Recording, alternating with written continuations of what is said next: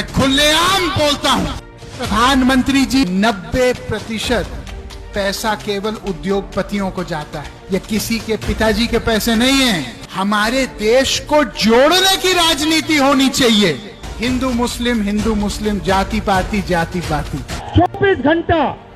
घंटा हिंदू मुस्लिम। हिंदुस्तान को अंदर से दीमक की तरह खा रहा है। पूरा हिंदुस्तान जानता है भाइयों और बहनों, ये नरेंद्र मोदी जी की सरकार नहीं है, ये अंबानी अदानी की सरकार है। नमस्कार, आदाब, सत श्री अकाल, जय भीम, जोहार। मेरा नाम है नवीन कुमार। बिल्कुल सही सुना आपने। ये भारतीय जनता पार्टी के पीलीभीत के सांसद वरुण गांधी ही हैं। नए साल में सियासत की आ रही है सबसे बड़ी खबर, एक ऐसी खबर जो भारतीय राजनीति में सबके होश उड़ा सकती है। 2024 के चुनाव के लिए गोटियां सजाई जाने लगी हैं।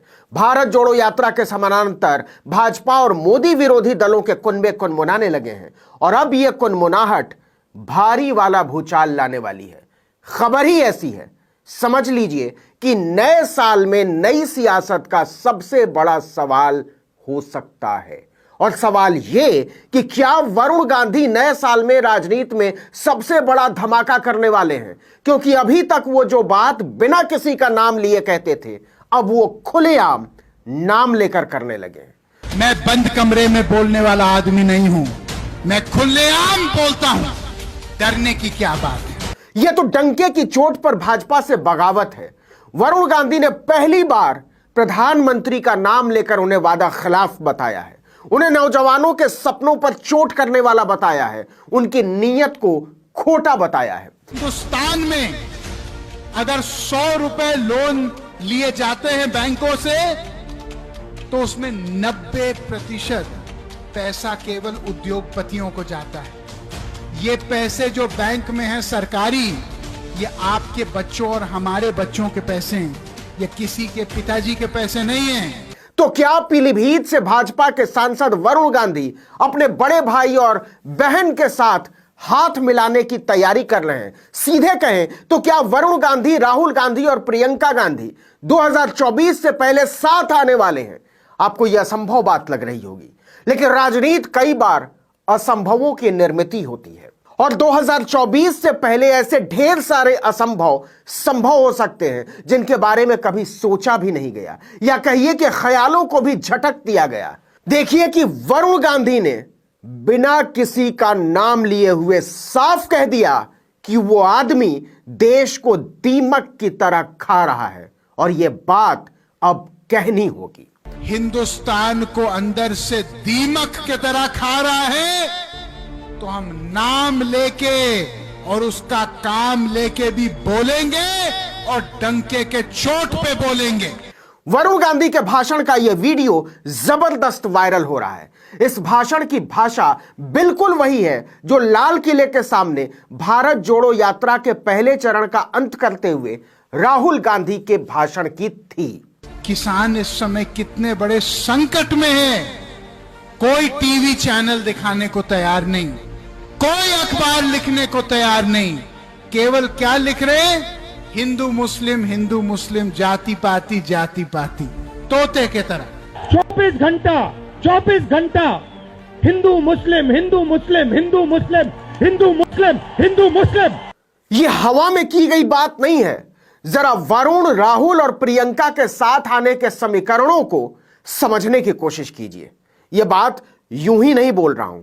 टीवी चैनलों पर फैलाए जा रहे हिंदू मुस्लिम के नफरती नैरेटिव से पहले वरुण गांधी एक और बात कहते हैं और वहीं उनकी सियासत के मास्टर स्ट्रोक के सूत्र नजर आते हैं। मैं न कांग्रेस के खिलाफ हूं, न पंडित नेहरू के खिलाफ हूं।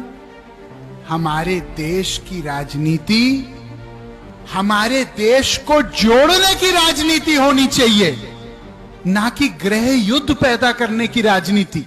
गौर कीजिए, पहली लाइन में वरुण क्या कहते हैं? मैं कांग्रेस के खिलाफ नहीं हूं, नेहरू के खिलाफ नहीं हूं। जरा कांग्रेस के खिलाफ नहीं और देश को जोड़ने के साथ के बीच के पुल को समझने की, पकड़ने की कोशिश कीजिए। क्या वरुण गांधी इशारों में नहीं कह रहे हैं कि भारत जोड़ो ही भारत को आगे लेकर जा सकता है? भारत जोड़ो ही भारत की सबसे बड़ी जरूरत है। जरा राहुल गांधी और वरुण गांधी के बयानों को जोड़कर भी देख लीजिए। मैं चला हूं कन्याकुमारी से यहां तक, यह सच्चाई नहीं है। यह मीडिया में चलाया जाता है, फैलाया जाता है। लाखों लोगों से मिला हूं, सारे के सारे एक दूसरे से मोहब्बत करते हैं, प्यार करते हैं, गले लगते हैं। हमारे देश को जोड़ने की राजनीति होनी चाहिए, ना कि गृह युद्ध पैदा करने की राजनीति। गौर कीजिए तो वरुण गांधी ने राहुल गांधी की बात को ही आगे बढ़ाया है। आपको क्या लगता है, वरुण गांधी ने तुक्के में यह बात कह डाली है? तो इसका जवाब भी वरुण गांधी के भाषण के आगे का हिस्सा दे देता है। टीवी चैनलों और मीडिया के जरिए एक नफरती एजेंडा सेट करने की कोशिश पर उन्होंने कस के चोट की। आज जो लोग केवल धर्म के और जाति के नाम पे वोट ले रहे हैं, उनसे हम ये प्रश्न तो पूछें कि रोजगार, शिक्षा, चिकित्सा, हमको राजनीति नहीं करनी है जो लोगों को दबाए।